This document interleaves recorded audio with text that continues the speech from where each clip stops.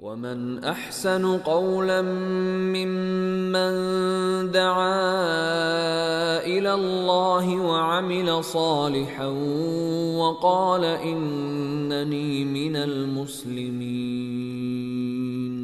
ولا تستوي الحسنة ولا السيئة ادفع بالتي هي أحسن فإذا الذي بينك وبينه عداوة كأنه ولي حميم. السلام عليكم ورحمة الله وبركاته. الحمد لله رب العالمين والصلاة والسلام على أشرف الأنبياء والمرسلين وعلى آله وأصحابه أجمعين ومن تبعهم بإحسان إلى يوم الدين. أما بعد، فأعوذ بالله من الشيطان الرجيم. بسم الله الرحمن الرحيم. يا أيها الذين آمنوا اتقوا الله حق تقاته ولا تموتن إلا وأنتم مسلمون. يا أيها الناس اتقوا ربكم الذي خلقكم من نفس واحدة وخلق منها زوجها وبث منهما رجالا كثيرا ونساء واتقوا الله الذي تساءلون به والأرحام إن الله كان عليكم رقيبا. يا أيها الذين آمنوا اتقوا الله وقولوا قولا سديدا يصلح لكم أعمالكم ويغفر لكم ذنوبكم ومن يطع الله ورسوله فقد فاز فوزا عظيما. أما بعد، فأعوذ بالله من الشيطان الرجيم. بسم الله الرحمن الرحيم. والسابقون الأولون من المهاجرين والأنصار والذين اتبعوهم بإحسان رضي الله عنهم ورضوا عنه وأعد لهم جنات تجري تحتها الأنهار خالدين فيها أبدا ذلك الفوز العظيم. معزز علماء کرام، نوجوان بھائیوں، بزرگوں اور پردہ نشین خواتین اسلام، آج کے اس عظیم الشان پروگرام میں مجھے آپ حضرات کے سامنے تاریخ اسلام کی ایک بڑی ہی عظیم شخصیت، امت اسلامیہ کے بڑے بڑے جو علماء اور ائمہ گزرے ہیں ان میں سے ایک مثالی امام شافعی رحمۃ اللہ علیہ کا عقیدہ اور ان کا منہج کیا تھا، اس کو واضح کرنا ہے۔ مصر کے ایک عالم پچھلی صدی میں گزرے ہیں، علامہ احمد شاکر رحمۃ اللہ علیہ۔ علامہ احمد شاکر رحمۃ اللہ علیہ نے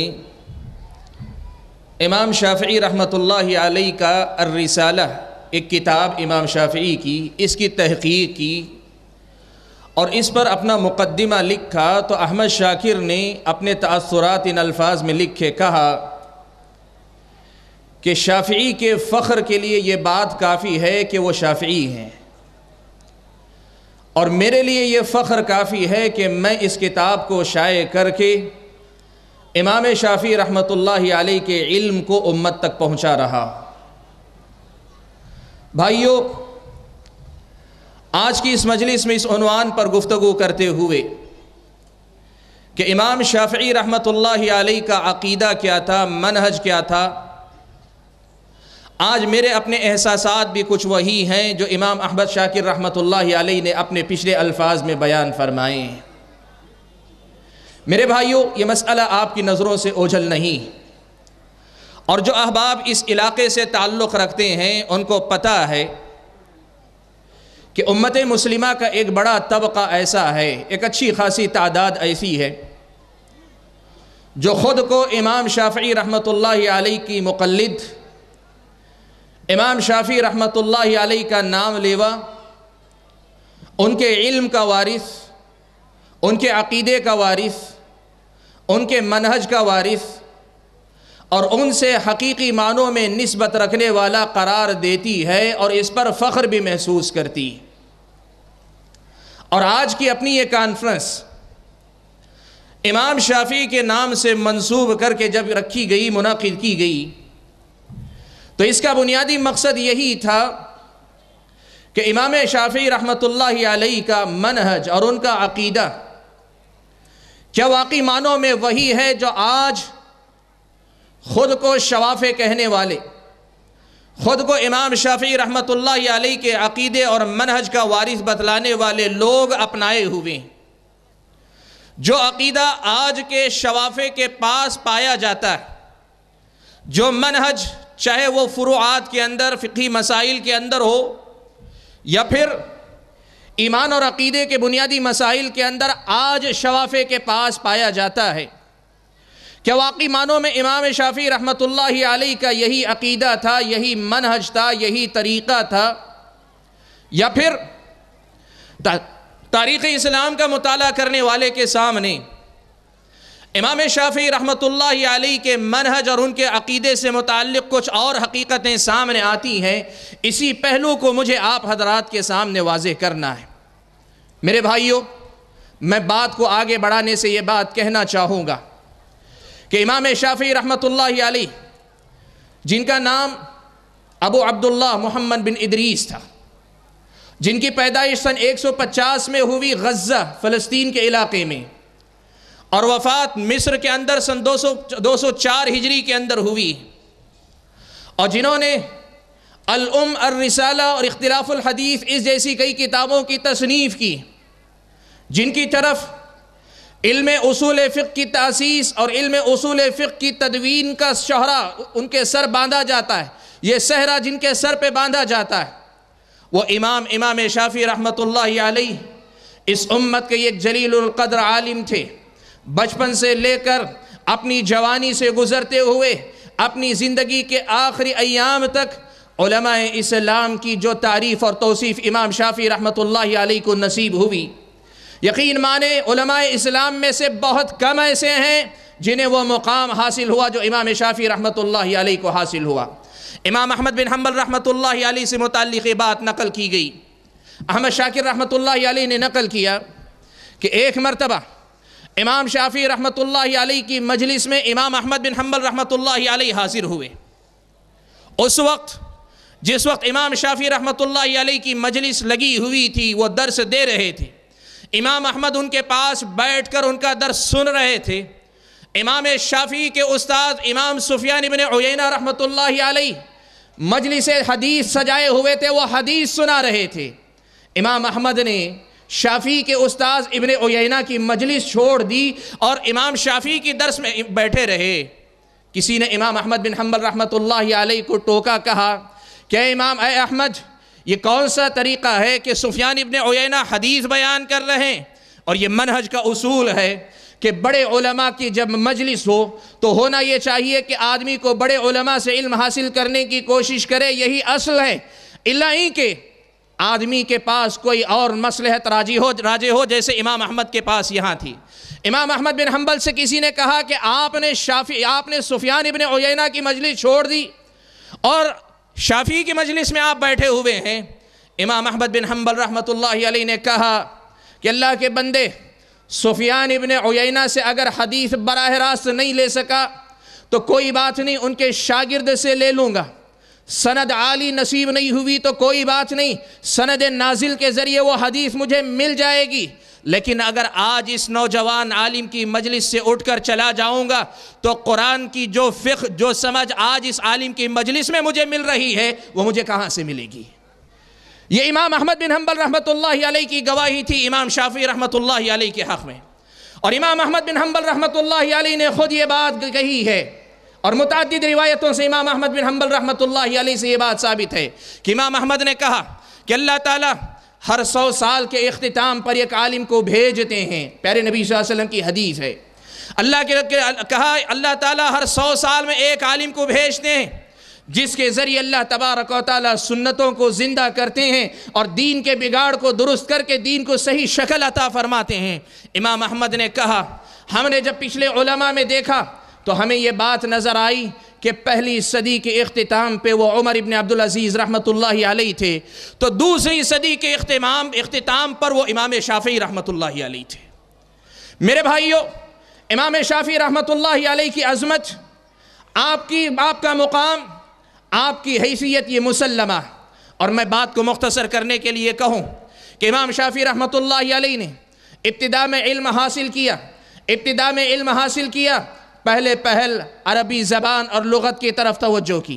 امام شافعی رحمۃ اللہ علیہ نے فن کے نام پر امام شافعی رحمۃ اللہ علیہ نے تیر اندازی سیکھی۔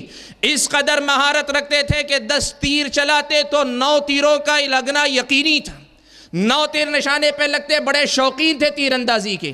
لیکن جب اللہ تعالیٰ نے لڑکپن کی عمر میں قدم رکھنے کے بعد توفیق دی، اپنے آپ کو حدیث رسول صلی اللہ علیہ وسلم کے سننے سنانے اور اس کے ساتھ ساتھ فقہ حدیث کی سمجھ اور مسائل کے استنباط میں اپنے آپ کو مشغول کر لیا، تو آپ امام رحمۃ اللہ علیہ فن حدیث کے باب میں بھی امامت کے درجے پر فائز ہوئے، فن فقہ کے اندر بھی امام شافعی رحمۃ اللہ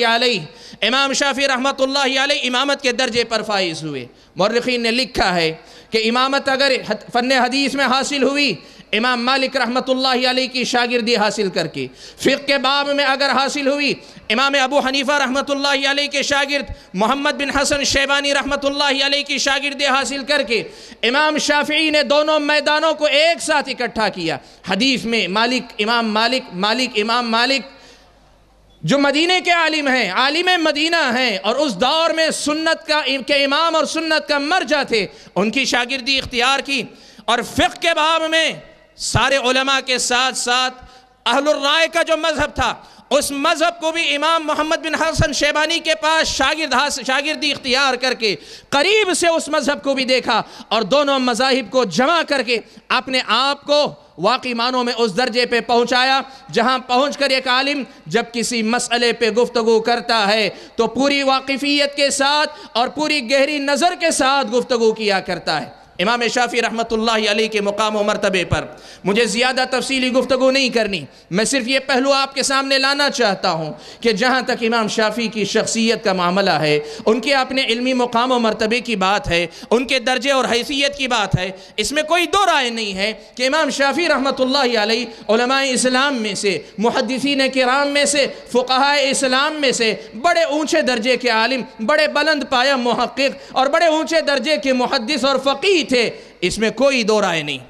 لیکن میرے بھائیوں، جو بات آج اس مجلس میں میرے اور آپ کے سمجھنے کی، جو مسئلہ مجھے اور آپ کو اچھی طریقے سے سمجھنا ہے، وہ مسئلہ یہ کہ آج امام شافعی سے نسبت رکھنے والے جو احباب ہیں، جو ادارے ہیں، جو علماء ہیں، جو شخصیتیں ہیں، جو افراد ہیں، آج وہ امام شافعی رحمۃ اللہ علیہ کے مسلک اور منہج کی جو ترجمانی کر رہے ہیں، کیا واقعی معنوں میں امام شافعی رحمۃ اللہ علیہ کا عقیدہ اور منہج وہی تھا، یا پھر امام شافعی رحمۃ اللہ علیہ کے منہج کے سلسلے میں بات مختلف ہے؟ یہ ایک ایسا مسئلہ ہے جسے پوری سنجیدگی کے ساتھ مجھے اور آپ کو حل کرنا اور سمجھنا ہے۔ میرے بھائیوں، اس موضوع کی وضاحت کے لیے میں آپ کے سامنے ایک بڑا ہی اہم مسئلہ چھیڑنا چاہتا ہوں۔ یہ مسئلہ صرف امام شافعی کی شخصیت سے متعلق نہیں، تاریخ اسلام کے تجزیے کا بڑا ہی اہم پہلو ہے، اور تاریخ اسلام سے جڑا ہوا بڑا ہی اہم تجزیہ ہے۔ اور وہ مسئلہ کیا ہے؟ مسئلہ یہ ہے کہ آج جتنے بھی تقلیدی مذہب سے جڑے ہوئے احباب ہیں، ائمہ اربعہ سے نسبت رکھنے والے جتنے علماء ہیں، لکھنے والے حضرات ہیں، آج اپنی تقریر میں، تحریر میں یہ تأثر دیتے ہیں کہ علماء اسلام، تاریخ اسلام میں جتنے علماء اور ائمہ آئے، یہ سارے کے سارے بنیادی طور پر صرف 2 حصوں میں بٹے۔ یہ تجزیہ پیش کیا جاتا ہے کہ سارے کے سارے 2 حصوں میں بٹے، ایک فقہا کا طبقہ اور دوسرا محدثین کا طبقہ، ایک فقہا کا طبقہ اور دوسرا محدثین کا طبقہ۔ اور پھر اس تقسیم کے بعد اگلا نقطہ یہ سمجھایا جاتا ہے، محدثین کا جو طبقہ تھا یہ صرف حدیث کے راوی تھے، یہ صرف حدیثیں سنایا کرتے تھے.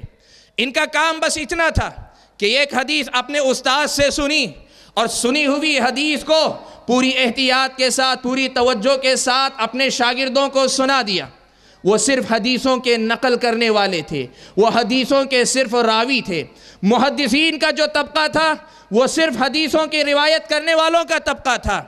اور جو دوسرا طبقہ تھا فقہا کا طبقہ, جس میں ان لوگوں کی اپنی تقسیم کے مطابق امام ابو حنیفہ رحمۃ اللہ علیہ, امام شافعی رحمۃ اللہ علیہ, امام مالک رحمۃ اللہ علیہ, امام شافعی رحمۃ اللہ علیہ, امام احمد بن حنبل رحمۃ اللہ علیہ, چاروں کے چاروں داخل ہوتے ہیں. ان لوگوں کی نظر میں ان چار علماء نے اور ان چار علماء کے بعد ان کے شاگردوں نے دین کو صحیح معنوں میں سمجھا اور دین کو امت کو سمجھانے کا کام ان لوگوں نے انجام دیا ہے. فقہ کا مطلب لوگوں نے یہ لیا کہ محدثین صرف حدیث کے راوی ہوا کرتے تھے, اور جو فقہا ہیں یہ فقہا وہ ہیں جو حدیثوں کے اندر ڈوبتے تھے, اس میں غوطہ لگاتے تھے, ان کے معنی و مطلب کو سمجھتے تھے, ان سے مسائل کا استنباط کرتے تھے. حدیثوں کو جتنی گہری نظر سے فقہا سمجھتے تھے یہ محدثین نہیں سمجھا کرتے تھے. اور ان کا کہنا یہ ہے, اسی لیے آج ایک آدمی محدثین سے نسبت رکھتا ہے, صرف عقیدت کی حد تک نسبت رکھے تو کوئی حرج نہیں, لیکن اگر کوئی یہ کہے کہ محدثین کا اپنا منہج تھا, محدثین کا اپنا طریقہ تھا, وہ عقیدے میں, وہ فقہی مسائل میں, وہ اخلاق اور سلوک کے معاملے میں, وہ فکر کے باب میں اپنا ایک منہج رکھتے تھے, وہ لوگ یہ تاثر دینے کی کوشش کرتے ہیں کہ تاریخی طور پر یہ بے بنیاد بات ہے. اور اس کے بالمقابل وہ یہ کہنا چاہتے ہیں کہ اب امت نے چار علماء کو اپنا امام مان لیا, اس لیے کہ فقہا میں سے یہ چار جو امام ہیں, ان چار اماموں کو جو امامت حاصل ہو گئی, اب حق انہی میں منحصر ہو کر رہ گیا ہے. آپ ان چاروں میں سے کسی ایک امام کے مقلد اپنے آپ کو کہہ لیں, اپنے آپ کو کسی ایک مذہب کا پابند کر لیں, آج اس کے علاوہ آپ کے لیے کوئی چارہ نہیں ہے. اسی لیے یہ بات بھی آپ سنتے ہیں, آپ کے علاقے میں بھی سنی گئی اور اس سے پہلے دوسرے علاقوں میں بھی سنی گئی. لوگ یہ کہتے ہیں کہ قرآن اور حدیث پر عمل کرنے کا حکم نہیں, قرآن اور حدیث پر عمل کرنے کا حکم نہیں, قرآن اور سنت پر عمل کرنے کا حکم ہے. اور اس کی وضاحت کرتے ہوئے کہتے ہیں حدیث پر اگر کوئی عمل کرے تو ہو سکتا ہے وہ آدمی گمراہ ہو جائے, آدمی کو سنت پر عمل کرنا چاہیے. اور سنت کیا ہے؟ کہا حدیث میں سے جو قابل عمل ہے اور جو قابل عمل نہیں ہے یہ طے کرنے کا اختیار فقہا کو ہوتا ہے. مسلک کے لوگ, مذہب کے لوگ, فقہا, چاہے وہ حنفی ہوں, شافعی ہوں, مالکی ہوں, حنبلی ہوں, یہ فقہا یہ طے کرتے ہیں کہ ان میں سے کون سی حدیث سنت ہے اور کون سی حدیث سنت نہیں. اس کا مطلب کیا ہوا؟ وہ یہ پیغام بھی دیتے ہیں, کہتے ہیں کہ آپ اگر عمل کرنا چاہتے ہیں, قرآن اور سنت پر عمل کرنا چاہتے ہیں, قرآن تو قرآن ہے, سنت حدیث نہیں ہے. سنت وہ ہے کہ جو حدیث سے مسئلہ فقہا نے مستنبط کر کے آپ کے سامنے بیان کیا ہے. میرے بھائیوں, میرے خیال میں میدان کا یہ تجزیہ, میدان کی یہ صورتحال آپ میں سے بہت سارے بھائی شاید پہلے سے جانتے ہوں گے, لیکن میں یہ بات آپ کے سامنے رکھنا چاہتا ہوں.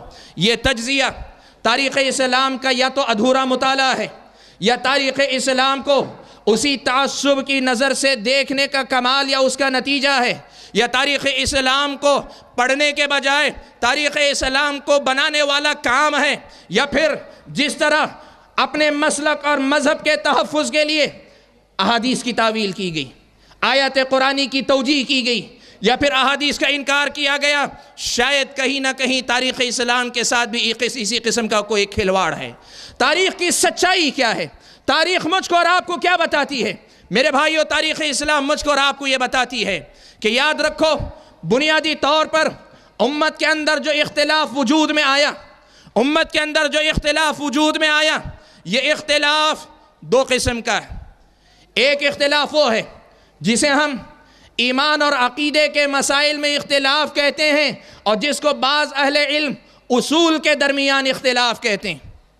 ایک اختلاف کا باب وہ ہے جسے ایمان اور عقیدے کے مسائل, منہج کے مسائل ہم کہتے ہیں.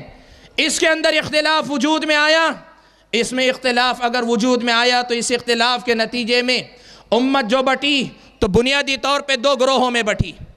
ایک تو اہل سنت ہوئے، ایک تو اہل سنت ہوئے جو حقیقی معنوں میں اسی دین کے وارث ہوئے جو اللہ تبارک و تعالیٰ نے اپنے نبی محمد صلی اللہ علیہ وسلم کو عطا فرمایا۔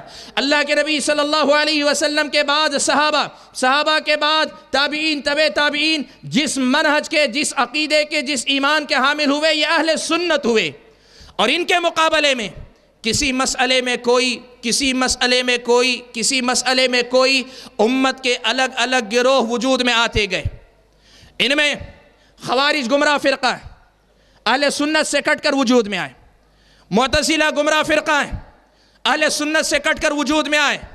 جہمیہ گمراہ فرقہ ہیں، اہل سنت سے کٹ کر وجود میں آئے۔ اشاعرہ گمراہ فرقہ ہیں، اہل سنت سے کٹ کر وجود میں آئے۔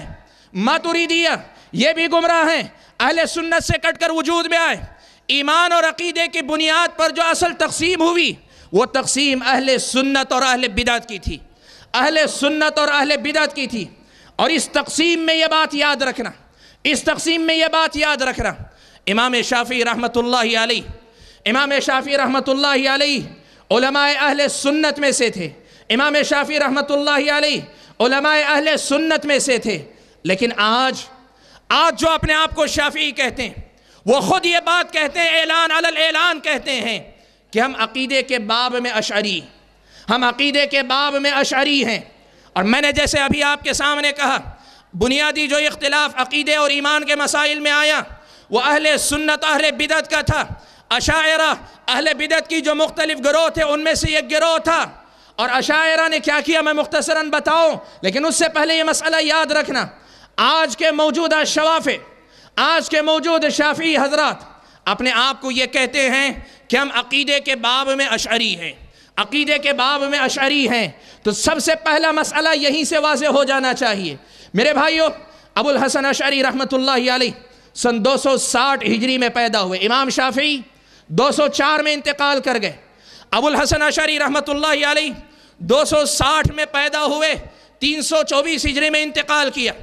ابو الحسن اشعری 3 مرحلوں سے گزرے، پہلے معتزلہ کے عقیدے پر تھے، پھر اس کے بعد کلابیہ کے عقیدے پر آئے، جس کے نتیجے میں اشاعرہ اشعریت کے نام پہ مستقل مذہب وجود میں آیا۔ پھر خود ابو الحسن اشعری نے توبہ کی اور عقیدہ اہل سنت والجماعت پہ واپس چلے آئے۔ لیکن ابو الحسن اشعری رحمۃ اللہ علیہ کا جو درمیانی دور تھا، اشعریت کا جو دور تھا، وہ مذہب وہ دور اشعریت کے نام پہ برقرار رہا۔ اور اس مذہب کے نتیجے میں بعد کے دور میں شوافع کی اکثریت نے آپ کو عقیدے کے باب میں ابو الحسن اشعری رحمۃ اللہ علیہ کی طرف منسوب کر لیا۔ میرے بھائیوں، یہاں رک کر کچھ مسئلے سب سے پہلے واضح کرنا چاہتا ہوں۔ جو لوگ اپنے آپ کو امام شافعی رحمۃ اللہ علیہ سے جوڑنا چاہتے ہیں وہ سب سے پہلے اس بات کا جواب دیں کہ جب اپنے آپ کو امام شافعی رحمۃ اللہ علیہ سے جڑا ہوا مانتے ہو، اپنے آپ کو امام شافعی کا مقلد کہتے ہو، اپنے آپ کو امام شافعی رحمۃ اللہ علیہ کا نام لیوا اور پیروکار کہتے ہو، تو فقہی مسائل سے زیادہ اہم باب تو ایمان و عقیدے کا تھا۔ تم نے اپنے ایمان اور عقیدے کے باب میں امام شافعی رحمۃ اللہ علیہ کو چھوڑ کر ابو الحسن اشعری کو کیوں اپنا امام بنایا؟ تم نے کیوں اپنے آپ کو اشعری کہا؟ اگر واقعی شافعی ہو، امام شافعی رحمۃ اللہ والا عقیدہ کیوں نہیں ہے؟ تم نے اپنی نسبت کیوں بدلی؟ اگر تم یہ کہنا چاہتے ہو کہ نہیں ہم اشعری کہتے ہیں تب بھی ہم شافعی ہی ہیں، ہم اشعری کہتے ہیں تب بھی ہم شافعی ہی ہیں، اس لیے کہ امام شافعی کے وہی عقائد تھے جو ابو الحسن اشعری رحمۃ اللہ علیہ کے تھے، تاریخ تمہیں جھٹلاتی ہے، امام شافعی کے اقوال تمہیں جھٹلاتے ہیں، امام شافعی رحمۃ اللہ علیہ کے فرمودات تمہاری اس بات کا انکار کرتے ہیں۔ آپ دیکھو، سب سے پہلے تو یہ دیکھو کہ امام شافعی رحمۃ اللہ علیہ پہلے گزر چکے، ابو الحسن اشعری رحمۃ اللہ علیہ امام شافعی کے تقریباً 50-56 سال کے بعد میں پیدا ہوئے ہیں، جو مذہب ابھی وجود میں ہی نہیں آیا تھا، اشعریت جو ابھی وجود میں آئی ہی نہیں تھی، امام شافعی رحمۃ اللہ علیہ کیسے اس مذہب کے پابند ہو سکتے ہیں؟ اور اگر آپ یہ کہنا چاہتے ہیں، آپ اگر یہ بتانا چاہتے ہیں کہ نہیں اشعری مذہب کے نام پر بعد میں ہی وجود میں آیا، امام شافعی کے بعد میں ہی وجود میں آیا، لیکن اب امام ابو الحسن اشعری رحمۃ اللہ علیہ نے باتیں وہی کہی ہیں ایمان اور عقیدے کے باب میں جو باتیں امام شافعی رحمۃ اللہ علیہ نے کہی ہیں تاریخ اس کو جھٹلاتی ہے، امام شافعی کے اقوال اس کو جھٹلاتے ہیں، اور امام شافعی کے سیرت نگاروں نے جو لکھا ہے وہ اس کی تردید کرتے ہیں۔ آپ دیکھو امام شافعی رحمۃ اللہ علیہ کے پاس ایمان کی تعریف تھی، وہ کہا کرتے تھے الایمان قول و عمل یزید و ینقص، کہا کرتے تھے ایمان میں قول اور عمل دونوں کے دونوں داخل ہیں، ایمان کے اندر دونوں کے دونوں داخل ہیں، یزید و ینقص، ایمان گھٹتا بھی ہے بڑھتا بھی ہے۔ جبکہ اشاعرہ کا عقیدہ یہ ہے کہ ایمان کو وہ صرف تصدیق مانتے ہیں، کہتے ہیں صرف دل سے یقین کر لینا، دل سے اس کی تصدیق کر لینا یہی ایمان ہے، عمل ایمان کے اندر داخل نہیں ہے۔ عوام شاید اس مسئلے کی باریکی کو نہ سمجھ پائیں کہ ایمان کو صرف تصدیق کہنا یا ایمان کو قول اور عمل یزید و ینقص کہنا اس میں کیا فرق ہے، شاید عوام نہ سمجھ پائیں، اور میں شاید اس مجلس میں اس کی وضاحت بھی نہ کر پاؤں، لیکن جو بات بتانا چاہتا ہوں یاد رکھو، اہل سنت کے اصولوں میں سے یہ واضح اصول ہے کہ جو آدمی ایمان کو صرف تصدیق مانتا ہے وہ گمراہ آدمی ہے۔ امام شافعی رحمۃ اللہ علیہ ابو الحسن اشعری کی طرح، اشعریت کے اس عقیدے کی طرح ایمان کی تعریف میں صرف قول اور عمل کے قائل نہیں تھے، صرف یہ نہیں کہا کرتے تھے کہ امام شافعی رحمۃ اللہ کہ یہ نہیں کہا کرتے تھے کہ صرف تصدیقی ایمان ہے، یہ نہیں کہا کرتے تھے قول اور عمل بھی ایمان ہے، قول اور عمل ایمان ہے، ایمان کی تعریف میں قول اور عمل دونوں داخل ہیں، ایمان گھٹتا اور بڑھتا، یہ امام شافعی رحمۃ اللہ علیہ کا عقیدہ تھا۔ اور اگر بات آگے بڑھ کر دیکھی جائے، اشعریت کا سب سے بڑا جو مسئلہ ہے وہ مسئلہ اللہ تبارک و تعالیٰ کے اسماء اور صفات کا ہے، اللہ تبارک و تعالیٰ کے پاکیزہ نام اور اللہ تبارک و تعالیٰ کی صفات کو ثابت کیا جائے۔ کیا مطلب ہے میرے بھائیو؟ دیکھو اللہ تعالیٰ نے اپنی صفات بیان کی، بہت ساری صفات اللہ نے بیان کی۔ اللہ تعالیٰ کی صفات کتنی ہیں؟ قرآن و سنت میں خود سینکڑوں صفات آئی ہیں۔ اہل سنت کا عقیدہ یہ ہے کہ وہ اللہ تعالیٰ کی صفات کو ثابت کرتے ہیں، ایمان لاتے ہیں، کہتے ہیں کہ اللہ تعالیٰ کی صفات ثابت ہیں، ان کا معنی و مطلب جیسے اللہ تعالیٰ کے شایان شان ہے وہی معنی اس کا مراد ہے۔ کیا مطلب؟ میں ایک دو مثال آپ کو دینا چاہوں۔ اللہ تبارک و تعالیٰ نے یہ بات بیان فرمائی، اللہ تعالیٰ عرش پر مستوی، اللہ تعالیٰ عرش پر مستوی ہے۔ اہل سنت نے کہا ہم اللہ تعالیٰ کے لیے صفت علو ثابت کریں گے، اللہ تبارک و تعالیٰ کے لیے عرش پر مستوی ہونا ثابت کریں گے، لیکن اس کے مقابلے میں اشاعرہ نے کیا کیا؟ اشاعرہ نے کہا اگر اللہ تعالیٰ کے لیے اس صفت کو ثابت کریں گے اس سے اللہ تبارک و تعالیٰ کے حق میں بہت سی خرابیاں لازم آئیں گی، اللہ تعالیٰ کی اس صفات کا انکار کیا۔ میں ایک لفظ میں بات کو سمیٹ کر یہ بتانا چاہتا ہوں کہ امام شافعی رحمۃ اللہ علیہ کا عقیدہ کیا تھا۔ خود امام شافعی رحمۃ اللہ علیہ نے صفات کے سلسلے میں جو موقف اختیار کیا، امام ذہبی رحمۃ اللہ علیہ نے سیر و اعلام النبلاء میں امام شافعی کا یہ قول نقل کیا، کہا نثبت هذه الصفات التي جاء به القرآن ووردت بها السنة، ہم ان تمام صفات کو ثابت کرتے ہیں جو قرآن میں آئی ہیں، جو سنت میں آئی ہیں، وَنَنْفِ التَّشْبِيهَ عَنْ، اور جب ہم ثابت کرتے ہیں تو ہم یہ کہتے ہیں کہ یہ صفت تو ثابت ہے لیکن اس سے اللہ تعالیٰ کو مخلوق سے مشابہ قرار دینا لازم نہیں آتا، اللہ تعالیٰ کو مخلوق سے مشابہ قرار دینا لازم نہیں آتا۔ وَنَنْفِ التَّشْبِيهَ عَنْ كَمَا نَفَى عَنْ نَفْسِهِ، جیسے اللہ تعالیٰ نے خود اپنے نفس سے نفی کی کہا لَيْسَ كَمِثْلِهِ شَيْءٌ۔ یہ ایک بڑا نازک مسئلہ ہے، اہل سنت کے پاس اللہ تعالیٰ کی تمام صفات کو ثابت کیا جاتا ہے، اور اشاعرہ کے پاس مسئلہ یہ ہے کہ سوائے 7 صفات کے، سینکڑوں صفات میں سے سوائے 7 صفات کے تمام صفات کا وہ انکار کرتے ہیں اور ان کی تعویل کر لیتے ہیں، صفات کا جو حقیقی معنی ہے اس معنی کا انکار کرتے ہیں اور اس کا معنی بدل کر اللہ تبارک و تعالیٰ کے لیے ثابت کرتے ہیں۔ بطور مثال کہوں، اللہ تبارک و تعالیٰ کی ایک صفت ہے محبت کرنا، ان اللہ یحب المحسنین، اللہ تعالیٰ اپنے بندوں سے محبت کرتے ہیں۔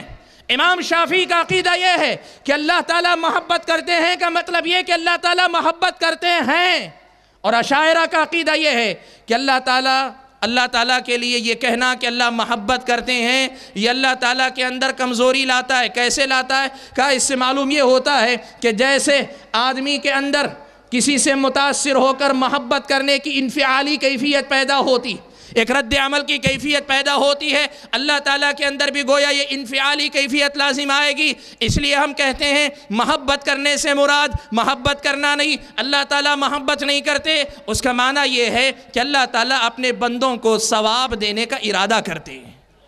میرے بھائیوں، میرے پاس وقت نہیں کہ میں تفصیل میں جا سکوں، ایک لفظ بتانا چاہتا ہوں کہ صفات کے باب میں امام شافعی رحمۃ اللہ علیہ کا عقیدہ صفات کو ثابت کرنے کا ہے، اور اشاعرہ کا عقیدہ سوائے 7 صفات کے بقیہ تمام صفات کے انکار کا ہے۔ تو بتائیں کہ امام شافعی رحمۃ اللہ علیہ کے عقیدے اور منہج سے کس قدر اختلاف یہاں پایا جاتا ہے۔ اور میرے بھائیوں، شوافع میں سے بعض وہ ہیں جو کرامات کے موضوع کو لے کر امام شافعی رحمۃ اللہ علیہ سے نسبت رکھتے ہوئے شرکیات اور بدعات کو بھی رواج دے دیتے ہیں۔ کسی آدمی سے کرامت سرزد ہو گئی، اس کو اپنا پیر مان لیا، اس کو اپنا فقیر مان لیا، اس کو اپنا امام مان لیا، سب کچھ اسے اپنا مان لیا۔ یہ شوافع کا آج یا شوافع کی ایک بڑی تعداد کا طریقہ ہے۔ کرامات کو لے کر بہت سارے اپنے بزرگوں کے ساتھ بدعیہ اور شرکیہ قسم کے اعمال کو جائز مانتے ہیں۔ امام شافعی رحمۃ اللہ علیہ کا منہج کیا تھا؟ امام شافعی رحمۃ اللہ علیہ سے متعلق ایک بڑا ہی مشہور، خود امام ذہبی نے اور امام شافعی کی سیرت نگاروں نے کئی ایک لوگوں نے نقل کیا کہ لیث ابن سعد کا یہ قول امام شافعی کے پاس امام کے شاگردوں نے نقل کیا، کہا کہ لیث ابن سعد کہتے ہیں کہ اگر تم کسی آدمی کو پانی پر چلتے ہوئے دیکھو تو تم اس آدمی کو سچا نہ جانو، اس آدمی کو اچھا نہ جانو، یہاں تک کہ تم یہ دیکھ لو کہ واقعی معنوں میں وہ کتاب و سنت کا پابند ہے کہ نہیں۔ امام شافعی رحمۃ اللہ علیہ نے یہ جملہ سنا تو امام شافعی رحمۃ اللہ علیہ نے کہا، لیث ابن سعد نے ادھوری بات کہی، میں یہ کہتا ہوں کہ اگر تم کسی آدمی کو پانی پر چلتے ہوئے دیکھو یا ہواؤں میں اڑتا ہوا بھی دیکھ لو، اس آدمی کو سچا مت جانو، اس آدمی کی تصدیق کر کے اس کے پیچھے نہ جاؤ، یہاں تک کہ یہ دیکھ لو کہ کیا عملاً وہ آدمی حقیقت میں کتاب و سنت کے مطابق ہے کہ نہیں، اس کا ایمان و عقیدہ، اس کی رائے، اس کا مذہب کتاب و سنت کی تعلیمات کے مطابق ہے کہ نہیں۔ میرے بھائیوں، معلوم یہ ہوا کہ شوافع میں سے وہ حضرات جو کرامات کے موضوع کو لے کر بزرگوں کے، مزاروں کے، آستانوں کے اور پتہ نہیں کس کس کے دیوانے ہیں اور ان کے سامنے بدعیہ اور شرکیہ اعمال انجام دیتے ہیں، وہ بھی امام شافعی رحمۃ اللہ علیہ کے نام سے ہو سکتا ہے وابستگی رکھیں، ان کے منہج سے کسی قسم کی وابستگی وہ لوگ نہیں رکھتے۔ یہ امام شافعی رحمۃ اللہ علیہ کا جملہ میرے اور آپ کے سامنے اس حقیقت کو واضح کرتا ہے۔ میرے بھائیوں، اللہ تبارک و تعالیٰ کی صفات میں سے یہ ایک صفت ہے اللہ تعالیٰ کی صفت کلام۔ اللہ تعالیٰ کی ایک صفت ہے صفت کلام۔ قرآن مجید اللہ تعالیٰ کے کلام کا حصہ ہے، اللہ تعالیٰ کے کلام کا حصہ ہے، اللہ تبارک و تعالیٰ کی بات ہے، اس وجہ سے یہ اللہ تعالیٰ کی صفت ہے، یہ مخلوق نہیں۔ رب خالق ہے، ہمیشہ سے ہے، صفات اللہ تبارک و تعالیٰ کی وہ بھی مخلوق نہیں ہے۔ اس لیے معتزلہ نے جو عقیدہ دیا دنیا کو کہ قرآن مخلوق ہے، اللہ تعالیٰ کا جو قرآن ہے وہ مخلوق ہے، اس سے اللہ تبارک و تعالیٰ کی شان میں گستاخی لازم آتی تھی۔ شوافع جو اپنے آپ کو امام شافعی کا مقلد مانتے ہیں، معتزلہ کے اس عقیدے کی اس طرح نفی نہ کر سکے جس طرح اہل سنت والجماعت نے نفی کی۔ شوافع اس طریقے سے صفت کلام کو ثابت نہ کر سکے جس طرح اہل سنت والجماعت نے ثابت کی، یا اور واضح الفاظ میں کہہ سکوں، اللہ تعالیٰ کی صفت کلام کے سلسلے میں، اللہ تعالیٰ کی صفت کلام کے سلسلے میں امام شافعی رحمۃ اللہ علیہ دو ٹوک موقف رکھتے تھے، صاف الفاظ میں کہتے تھے کہ یہ اللہ تعالیٰ کا کلام ہے، یہ اللہ تبارک و تعالیٰ کا کلام ہے۔ ایک آدمی نے بحث کی، آ کر کہنے لگا اللہ تعالیٰ اکیلے تھے، اللہ تعالیٰ کے ساتھ اس کی صفات کو ثابت کریں گے تو اس سے اللہ تعالیٰ کے ساتھ ایک اور ذات کا بھی قدم یا قدیم ہونا لازم آئے گا۔ امام شافعی رحمۃ اللہ علیہ نے اس آدمی کو مخاطب کر کے کہا، وہ اللہ کے بندے، قرآن مجید کی آیت کریمہ پڑھتے ہو کہ نہیں؟ وَإِنْ أَحَدٌ مِّنَ الْمُشْرِكِينَ اسْتَجَارَكَ فَأَجِرْهُ حَتَّى يَسْمَعَ كَلَامَ اللَّهِ ثُمَّ أَبْلِغْهُ مَأْمَنَهُ۔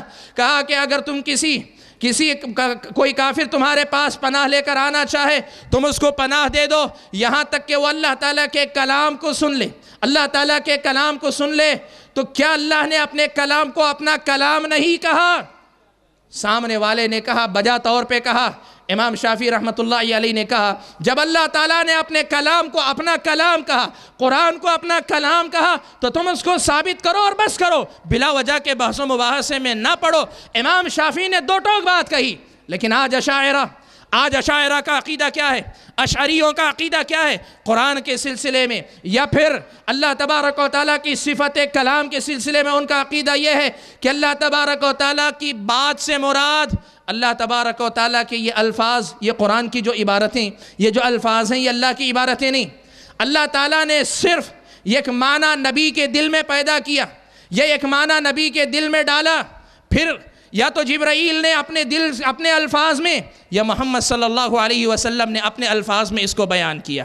میرے بھائیوں، میں نے کوشش یہ کی کہ یہ بنیادی نقطہ آپ کے سامنے واضح کر سکوں کہ دیکھو، امام شافعی رحمۃ اللہ علیہ سے وابستگی رکھنے والے سب سے پہلے اس مسئلے کو حل کریں کہ آج اصول کے باب میں، ایمان اور عقیدے کے تفصیلی مباحث کے سلسلے میں امام شافعی رحمۃ اللہ علیہ کا جو منہج تھا اس منہج کی طرف لوٹ کر آئے۔ اور ہمارا یہ صاف اعلان ہے کہ امام شافعی رحمۃ اللہ علیہ ایمان اور عقیدے کی تفصیلات میں، ایمان اور عقیدے کی باریکیوں میں، ایمان کے مسائل میں اس عقیدے پر تھے جو عقیدہ اہل السنہ والجماعہ کا تھا، اس عقیدے پر تھے جو عقیدہ اس طائفے کا تھا جس طائفے کو طائفہ منصورہ کہا گیا۔ اور وہ طائفہ منصورہ کون سا ہے؟ سلف صالحین نے کہا، سلف صالحین میں سے متعدد نے کہا ان لم یکونوا اصحاب الحدیث فلا ادری من ہم، اگر وہ طائفہ، وہ جماعت اصحاب الحدیث نہیں تھے، محدثین نہیں تھے، تو میں نہیں جانتا کہ کون ہیں۔ کیا مطلب ہوا؟ میرے بھائی، یہ دو ٹوک بات اور 1 منٹ میں صرف خلاصہ اس نقطے کا آپ کے سامنے پیش کروں۔ سب سے پہلے یہ بات یاد رکھنا، اصول کے باب میں جو اختلاف ہوا، اہل سنت والجماعت ایک اکیلا حق پر قائم گروہ تھا، اور اس گروہ کے وارث اگر ہوئے وہ محدثین کرام کی جماعت تھی، وہ محدثین کرام کی جماعت تھی، وہی اس عقیدے کے حامل تھے۔ اور جب ہم محدث کہتے ہیں تو یہ جو تقسیم میں نے شروع میں بیان کی، فقہاء الگ، محدثین الگ، اس تقسیم کے مطابق نہیں، میں اگلے نقطے میں وضاحت کروں گا جب ہم محدث کہتے ہیں تو کون مراد ہیں۔ محدثین کرام اس منہج کے وارث تھے، اور امام شافعی رحمۃ اللہ علیہ اصول کے باب میں اہل الحدیث کے منہج پر قائم تھے۔ امام شافعی رحمۃ اللہ علیہ عقیدے کی باریکیوں میں، عقیدے کی تفصیلات میں اہل السنہ والجماعہ، اصحاب الحدیث، اہل الحدیث کے منہج پر قائم تھے۔ یہی امام شافعی رحمۃ اللہ علیہ کا دین کے بنیادی اصولوں میں منہج تھا۔ اور آج جو اپنے آپ کو اشاعرہ کہتے ہیں، جو اپنے آپ کو اشعری کہتے ہیں اور ساتھ میں اپنے آپ کو شافعی کہتے ہیں، انہیں اس تناقض کا، اس ٹکراؤ کا جواب دینا چاہیے، یا پھر اپنے نفس کا مراجعہ کر کے اپنی اصلاح کرنی چاہیے، اپنی اشعریت سے توبہ کرنی چاہیے، اپنے اشعری عقائد کو چھوڑنا چاہیے، اپنے اشعری عقائد سے دستبردار ہو کر اس عقیدے کی طرف آنا چاہیے جو اہل السنہ والجماعہ کا عقیدہ ہے، جو سلف صالحین کا عقیدہ ہے، جو میرے اور آپ کے سامنے اصحاب الحدیث کا عقیدہ ہے۔ اس لیے کہ تاریخ اس بات کی گواہ ہے کہ اہل الحدیث، اصحاب الحدیث وہی ایک ایسا گروہ تھا جس نے صحابہ اور تابعین سے لے کر آج کے دور تک ایمان اور عقیدے کی جو باریکیاں تھی، اس میں جو صحیح منہج پر تھا اس پر برقراری اختیار کی، اس پر استقرار دکھایا، اس پر جمے رہے اور اس پر ثابت قدم رہنے کا اظہار انہوں نے کیا۔ میرے بھائیوں، موضوع کا یہ پہلا حصہ تھا کہ موجودہ دور کے جو شوافے ہیں وہ اپنے آپ کو اشعری مانتے ہیں ایمان اور عقیدے میں، تب پھر امام شافعی سے کون سی نسبت ہے؟ اور امام شافعی سے اگر نسبت ہے تب پھر ایمان اور عقیدے میں اور بنیادی مسائل کے باب میں اس منہج کو اپنا لو جو منہج امام شافعی رحمۃ اللہ علیہ کا تھا۔ اور ہم یہ صاف کہتے ہیں امام شافعی کا منہج الگ تھا، اشاعرہ کا منہج الگ تھا۔ امام شافعی اشعری نہیں تھے، اور ابو الحسن اشعری رحمۃ اللہ علیہ کا درمیانی دور جو بعد میں جا کر اشعریت کے نام سے جانا گیا، وہ امام شافعی رحمۃ اللہ علیہ کے اصول میں، عقیدے کے مسائل میں ان کے راستے سے موافقت نہیں رکھتا تھا۔ میرے بھائیوں، چونکہ اذان کا وقت ہوا ہے، میں یہاں اپنے موضوع کو روکتا ہوں، پھر اس کے بعد موضوع کے اگلے حصے کو آپ کے سامنے واضح کرتا ہوں۔ میری درخواست ہے جو بھائی اذان دینا چاہتے ہیں اذان دے دیں۔ حضرات گرامی، امام شافعی رحمۃ اللہ علیہ آپ کا عقیدہ اور آپ کا منہج، اس موضوع پہ گفتگو کرتے ہوئے میں نے حقیقت میں آپ کے سامنے صرف ایک بنیادی نقطہ واضح کیا ہے، اور وہ بنیادی نقطہ یہ ہے کہ امام شافعی رحمۃ اللہ علیہ عقیدے کے باب میں اصحاب الحدیث کے منہج پر قائم تھے، عقیدے میں ان کا قول اور ان کے اپنی باتیں اہل الحدیث کے منہج کے عین مطابق تھیں۔ ان کے مقابلے میں آج کے جو شوافے اپنے آپ کو امام ابو الحسن اشعری رحمۃ اللہ علیہ کی طرف منسوب کرتے ہیں، ان کے اپنے اقوال امام شافعی کے منہج سے ہٹے ہوئے ہیں۔ یہ بات میں نے صرف بنیادی نقطے کے طور پہ واضح کی ہے، ورنہ اگر اس کی مثالیں میں دینا چاہوں، امام شافعی رحمۃ اللہ علیہ کے جو الفاظ اور جو آپ کے فرمودات ہیں صفات کے باب میں، اللہ تعالیٰ کے عرش پر مستوی ہونے کے باب میں، اللہ تعالیٰ کی صفت نزول کے باب میں، یا اللہ تبارک و تعالیٰ کی صفت کلام کے باب میں، تو بہت ساری مثالیں امام شافعی رحمۃ اللہ علیہ کی عبارتوں سے مجھ کو اور آپ کو ملتی ہیں۔ میں اس پہلو کو بہت حد تک مختصر کر کے آپ کے سامنے چھوڑ رہا ہوں۔ بات ہم آگے بڑھاتے ہیں کہ اصول سے ہٹ کر دین کا جو ایک اور بنیادی حصہ ہے، بہت ہی ضروری حصہ ہے، جسے بعض اہل علم نے فروع کہا ہے، جن کو ہم اور آپ فقہی مسائل کہتے ہیں، آج لوگ عام طور پر اسی پہلو سے امام شافعی کے مقلد ہونے کا دعویٰ کرتے ہیں، اور یہ دعویٰ کرتے ہیں کہ امام شافعی رحمۃ اللہ علیہ کا مذہب تقلید ہے۔ خود امام شافعی کا مذہب تقلید تھا، یا امام شافعی کے بعد امام شافعی کے مذہب کی تقلید ہونی چاہیے، اس لیے کہ ان کی اپنی تحقیق کے مطابق، ان کے اپنے کہنے کے مطابق امام شافعی فقہا میں سے تھے، اور محدثین کا جو گروہ جو صرف راویان حدیث کا تھا، اس سے ان کا تعلق نہیں تھا۔ میرے بھائیوں، میں آپ کے سامنے یہ بات بتانا چاہتا ہوں کہ محدثین اور فقہا کی یہ تقسیم، کہ جس میں یہ کہا جائے کہ محدثین صرف راویان حدیث تھے، حدیث کے روایت کرنے والے تھے، حقیقت میں دین کو سمجھ کر مسائل مستنبط کرنے والے فقہا تھے، اور بعد کے دور میں صرف یہ 4 مذہب اس کے علمبردار رہ گئے، یہ تاریخی اعتبار سے بہت ہی غلط بات ہے۔ آپ دیکھو، صرف ایک حوالہ آج کی اس مجلس میں آپ کے سامنے نقل کروں گا۔ 6 صدی کے ایک عالم گزرے ہیں، شہرستانی، ان کی اپنی ایک کتاب ہے الملل والنحل، یہ خود شافعی ہیں، شہرستانی خود شافعی ہیں، اور نہ صرف یہ کہ شافعی ہیں بلکہ آج کے بہت سارے اشاعرہ کی طرح اشعری بھی تھے۔ خود شہرستانی نے اپنی کتاب الملل والنحل میں یہ بات لکھی ہے، کہا ہے کہ امت کے اندر جو مجتہد ہوئے، امت کے اندر جن لوگوں نے اجتہاد کا فریضہ انجام دیا، فقہی مسائل کے استنباط اور استدلال کا جو فریضہ انجام دیا، کہا وہ بنیادی طور پہ 2 حصوں میں بٹے ہوئے تھے، وہ بنیادی طور پر 2 حصوں میں بٹے ہوئے تھے۔ وہ 2 حصے کون سے؟ کہا اصحاب الحدیث، پہلا گروہ تو اصحاب الحدیث کا تھا، اور دوسرا گروہ اہل الرائے کا تھا، اہل الرائے کا تھا۔ مدرسۃ اہل الرائے اور مدرسۃ اصحاب الحدیث، یہی 2 راستے تھے، یہی 2 طریقے تھے، ان سے ہٹ کر کوئی تیسرا راستہ موجود نہیں تھا۔ یہ بات کس نے کہی؟ شوافع میں سے، شافعی علماء میں سے بڑے درجے کے عالم مانے جاتے ہیں، طبقات شافعیہ میں خود ان کو بڑے عالم کی حیثیت سے شوافع نے ذکر کیا ہے۔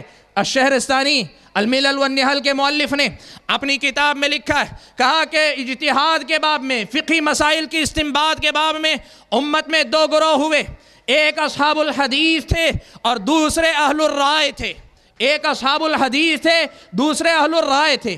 اور پھر اس کے بعد اصحاب الحدیث کو اصحاب الحدیث کیوں کہا جاتا ہے، اہل الرائے کو اہل الرائے کیوں کہا جاتا ہے؟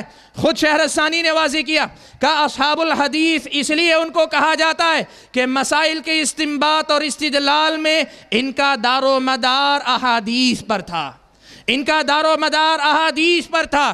اور اہل الرائے کو اہل الرائے اس لیے کہا جاتا ہے کہ یہ فقہی مسائل کے استنباط کے باب میں رائے پر زیادہ، قیاس پر اور رائے کی بنیاد، رائے پر اعتماد زیادہ کرتے تھے، اس لیے ان کو مدرسۃ اہل رائے کہا گیا۔ 2 باتیں۔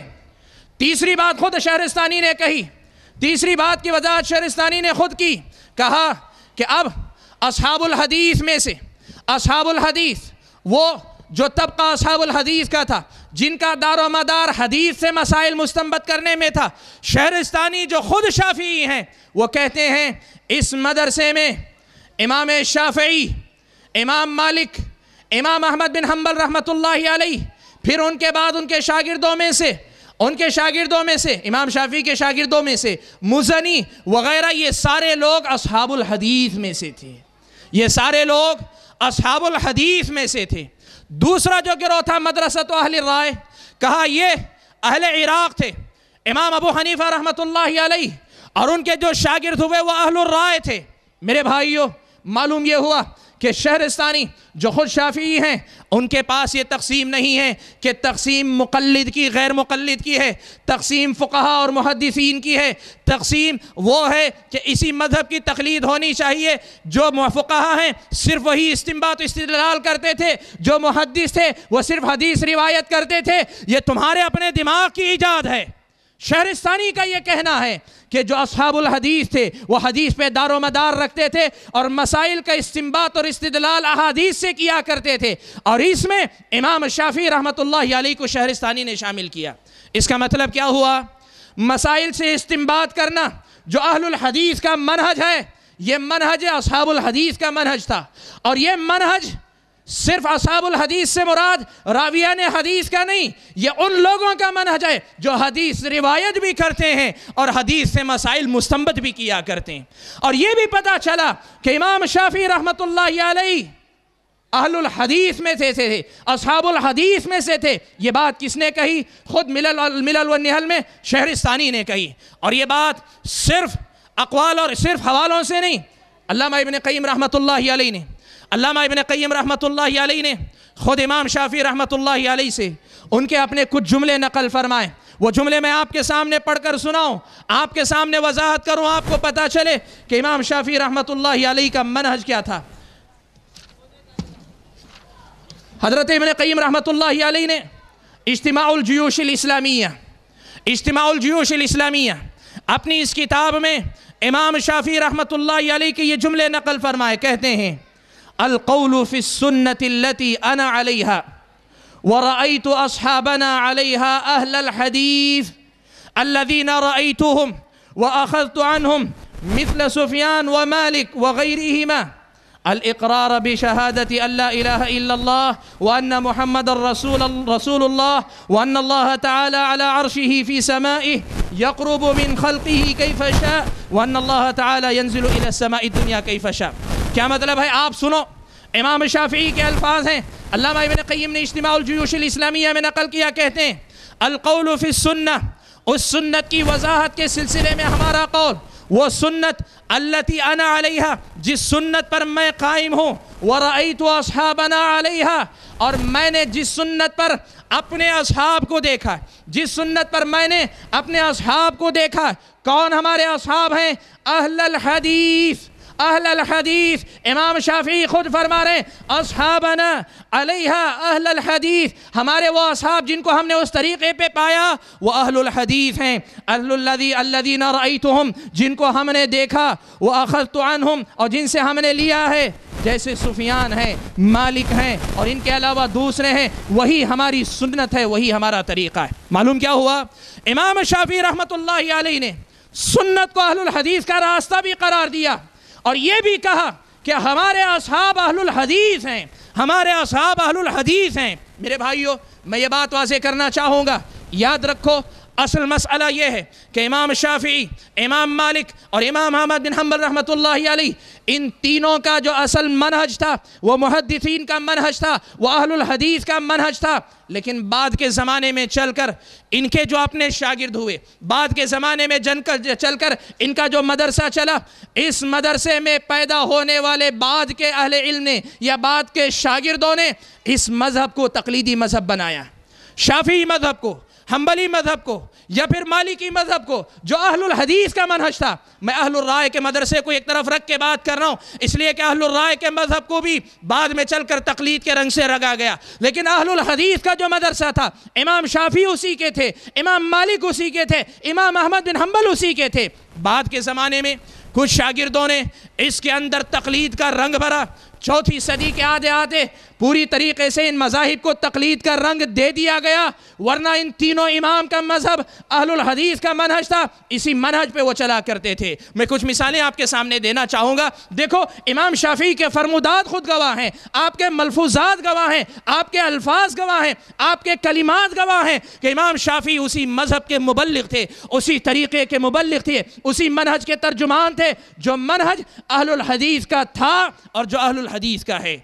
امام شافعی رحمۃ اللہ علیہ نے ایک مرتبہ ایک حدیث سنائی، کسی آدمی نے ان سے پوچھا، یہ سارے آثار جو میں نقل کر رہا ہوں امام ذہبی نے سیر اعلام النبلاء میں امام شافعی کے ترجمے میں نقل کی، ان کی سیرت بیان کرتے ہوئے نقل کی، یہ سارے اقوال تقریباً اسی میں، اور ان کے ساتھ ان میں سے بعض اقوال امام بیہقی نے مناقب الشافعی، امام شافعی کے مناقب لکھے تو اس میں امام بیہقی نے نقل کیے۔ پہلا اثر، امام شافعی نے ایک حدیث سنائی، کسی آدمی نے پوچھا، کسی نے پوچھا کہ امام آپ نے حدیث تو سنائی، کیا آپ اسی حدیث کے مطابق فتویٰ بھی دیتے ہیں؟ کیا اسی حدیث کے مطابق فتویٰ بھی دیتے ہیں؟ امام شافعی رحمۃ اللہ علیہ نے یہ بات کہا متى رويت عن رسول الله صلی اللہ علیہ وسلم حدیثا صحیحا ولم آخذ به فأشهدكم ان عقلی قد ذهب، جب میں تمہارے سامنے کوئی صحیح حدیث بیان کروں، کوئی صحیح حدیث بیان کروں اور پھر اس کے مطابق فتویٰ نہ دوں تو تم میرے بارے میں سمجھ لینا کہ میری عقل ماری گئی ہے، تم میرے بارے میں سمجھ لینا کہ میری عقل ماری گئی ہے۔ بات امام کی نہیں، بات امام کی نہیں، امام کے اپنے منہج کی ہے۔ امام نے کیا کہا؟ حدیث صحیح سناؤ اور اس کے مطابق فتویٰ نہ دوں تو سمجھ لینا میری عقل ماری گئی ہے۔ یہ کس کا منہج ہے؟ یہ شوافع کا تقلیدی مذہب ہے، یہ اہل الحدیث کا اتباع والا منہج ہے۔ امام شافعی رحمۃ اللہ علیہ کا ایک اور اثر سنو۔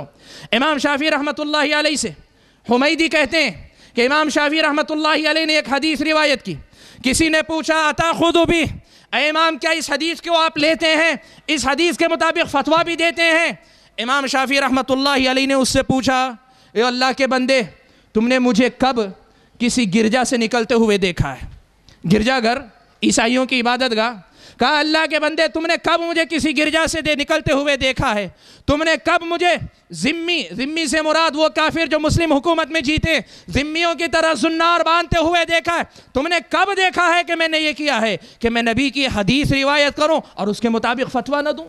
میں نبی کی حدیث روایت کروں اس کے مطابق فتویٰ نہ دوں، یہ کیسے ہو سکتا ہے؟ امام شافعی رحمۃ اللہ علیہ نے یہ بات بھی بیان کی۔ اور امام ابو ثور جو امام شافعی کے شاگرد ہیں، انہوں نے امام شافعی سے نقل کیا، کہا کل حدیث عن النبی صلی اللہ علیہ وسلم فہو قولی، ہر وہ حدیث جو اللہ کے نبی صلی اللہ علیہ وسلم سے آ جائے، اللہ کے نبی صلی اللہ علیہ وسلم سے ثابت ہو جائے، فہو قولی، میرا وہی قول ہے، میرا وہی قول ہے۔ وَإِن لَّمْ تَسْمَعُوهُ مِنِّي، اگرچہ وہ قول تم نے مجھ سے سنا نہ ہو، تم نے صرف حدیث سنی ہے، میرا کوئی قول اس کے مطابق نہیں ملا، تم یہ نہ کہنا کہ امام شافعی کا یہ منہج نہیں، یہ عقیدہ نہیں، یہ مسلک نہیں، کہا حدیث اللہ کے نبی سے آ گئی، سمجھ لینا میرا وہی قول ہے، میرا وہی قول ہے، یہ امام شافعی رحمۃ اللہ علیہ نے کہا۔ اور امام شافعی رحمۃ اللہ علیہ نے یہ بات بھی کہی، ایو سماء تضلنی وایو ارض تقلنی اذا رویت عن رسول اللہ صلی اللہ علیہ وسلم حدیثا فلم اقل بہ، کون سا آسمان مجھے پناہ دے گا، کون سا آسمان مجھے سایہ دے گا، اور کون سی زمین مجھے پناہ دے گی اگر اللہ کے نبی کی حدیث سنا لیکن اس کے مطابق فتویٰ نہ دوں، اس کے مطابق فتویٰ نہ دوں۔ میرے بھائیوں، میں کہنا یہ چاہتا ہوں کہ امام شافعی رحمۃ اللہ علیہ کے بارے میں شہرستانی بے نے بھی لکھا وہ اہل الحدیث میں سے تھے، خود امام شافعی نے کہا ہمارے اپنے اصحاب اہل الحدیث ہیں، اور خود امام شافعی رحمۃ اللہ علیہ کے فرمودات سے یہ بات واضح ہوئی کہ امام شافعی رحمۃ اللہ علیہ کا منہج اور امام شافعی رحمۃ اللہ علیہ کا جو عقیدہ اور منہج تھا، جو طریقہ تھا، وہ اہل الحدیث کا منہج تھا۔ میرے بھائیوں، میرے پاس وقت زیادہ نہیں ہے کہ میں آپ کے سامنے بڑی تفصیل کے ساتھ گفتگو کر سکوں۔ پیغام جو میں دینا چاہتا ہوں وہ یہ کہ امام شافعی رحمۃ اللہ علیہ یہ یقین مانیں کہ امام شافعی رحمۃ اللہ علیہ عقیدے کے باب میں ہو یا منہج کے باب میں ہو، وہ اہل الحدیث کے منہج پر قائم تھے، ان کا منہج اور ان کا عقیدہ اہل الحدیث کا منہج تھا۔ شوافع اگر اپنے آپ کو شافعی کہتے ہیں تو وہ اپنے آپ کو اس منہج پر لے آئے۔ میرے بھائیوں، یہاں دو چار باتوں کی وضاحت آپ کے سامنے کرنا چاہوں گا۔ کچھ بھائیوں نے یہ سمجھا کہ کل تک اہل حدیث یہ کہتے تھے، کل تک اہل الحدیث یہ کہتے تھے کہ ہمارے امام صرف امام صرف اللہ کے نبی صلی اللہ علیہ وسلم، ہمارے امام صرف اللہ کے نبی کے علاوہ کوئی امام نہیں۔ اب یہ کہنے لگے ہیں کہ امام شافعی ہمارے امام ہیں، اور کسی نے کہا بہت جلد شاید یہ بھی دیکھنے کو ملے گا کہ امام ابو حنیفہ بھی ہمارے امام ہیں، امام مالک بھی ہمارے امام ہیں، امام احمد بن حنبل بھی ہمارے امام ہیں۔ میرے بھائی یاد رکھو، یہ بات یاد رکھو، ایک آدمی، ایک شخصیت، ایک ہی آدمی پر بس کرنے کی اگر بات ہوتی ہے، پہلے دن سے لے کر ہمارا یہ منہج ہے کہ ایک امام کی اگر بات کی جائے تو نبی کے علاوہ ہمارا کوئی امام نہیں ہے۔ اگر ایک امام کی بات ہے، ایک شخصیت کو لے کر انہی کے نام پہ جینے مرنے کی اگر بات ہے، محمد الرسول اللہ صلی اللہ علیہ وسلم کے علاوہ کوئی نہیں۔ اور یہ بات یاد رکھنا، ایک اکیلے کی بات ہے، شافعی تو دور، مالک تو دور، احمد بن حنبل تو دور، ابو حنیفہ تو دور، رحمہ اللہ۔ ہم ایک ابو بکر پہ بھی بس کرنے والے نہیں، ایک عمر پہ بھی بس کرنے والے نہیں۔ لیکن میرے بھائیوں، ایک امام سے آگے بڑھ کر صحیح منہج پر چلنے والے علماء کی اگر بات کریں، ہر وہ عالم، ہر وہ امام جو اس منہج کا ترجمان رہا، جو منہج پیارے نبی صلی اللہ علیہ وسلم نے اپنے صحابہ کو دیا تھا، جس منہج پر خیر القرون کے زمانے میں عمل ہوا، جو منہج چلا آیا ہے، اس معنی میں امام شافعی بھی امام ہیں، امام مالک بھی امام ہیں، امام احمد بن حنبل بھی میرے اور آپ کے امام ہیں۔ یہ بات پہلی واضح کرنا چاہتا ہوں، اور دوسری طرف یہ بھی بتانا چاہوں گا، کچھ لوگوں نے یہ بھی تاثر دینے کی کوشش کی کہ امام شافعی رحمۃ اللہ علیہ کے جب آپ کہتے ہیں آپ کے امام ہیں، پھر کیوں آپ امام شافعی رحمۃ اللہ علیہ کے بعض مسائل سے اختلاف کیوں کرتے ہیں؟ امام شافعی رحمۃ اللہ علیہ کے جو اقوال ہیں، فقہی مسائل ہیں، ان سے اختلاف کیوں کرتے ہیں؟ اگر آپ بھی شافعی کو امام مانتے ہیں، ہماری طرح امام شافعی کے ہر قول کی تائید کیجئے۔ میرے بھائیوں سمجھو، ہم امام شافعی کو امام مانتے ہیں، لیکن اس طرح نہیں جس طرح آپ مانتے ہیں، جس طرح آپ تسلیم کرتے ہیں اس طرح نہیں، ہم مانتے اس طرح ہیں جس طرح خود امام شافعی نے ماننے کا حکم دیا، خود امام شافعی رحمۃ اللہ علیہ نے ماننے کا حکم دیا۔ امام شافعی رحمۃ اللہ علیہ کا یہ اثر آپ سبھی جانتے ہیں، اذا صح الحدیث فهو مذہبی واذا صح الحدیث فاضربوا بقول الحائط۔ جب حدیث صحیح ہو جائے وہی میرا منہج ہے، اور جب حدیث صحیح ہو جائے میرے قول کو دیوار پہ دے مارو۔ ہم اس طرح امام شافعی رحمۃ اللہ علیہ کو مانتے ہیں۔ میرے بھائیوں یہ مسئلہ یاد رکھنا، وقت نہیں میرے پاس کہ آپ کے سامنے مثالیں دوں، لیکن ایک مثال ضرور دینا چاہوں گا۔ دیکھو، ہم امام شافعی رحمۃ اللہ علیہ کو اہل الحدیث میں سے مانتے، ان کے اقوال کے مطابق 20 مسائل ہمارے پاس موجود ہیں، لیکن وہیں یہ ہمارا منہج ہے، یہ ہمارا طریقہ ہے۔ امام مالک رحمۃ اللہ علیہ نے کہا تھا، کل یؤخذ من قوله ويرد عليه الا صاحب هذا القبر۔ ہر آدمی سے، ہر عالم سے اس کی بات لی بھی جا سکتی ہے، چھوڑی بھی جا سکتی ہے، سوائے اس قبر والے کے۔ امام شافعی کے بارے میں بھی ہمارا موقف وہی ہے، ہمارا انداز وہی ہے، اور ہمارا ماننا یہ ہے کہ خود امام شافعی کا یہی منہج تھا۔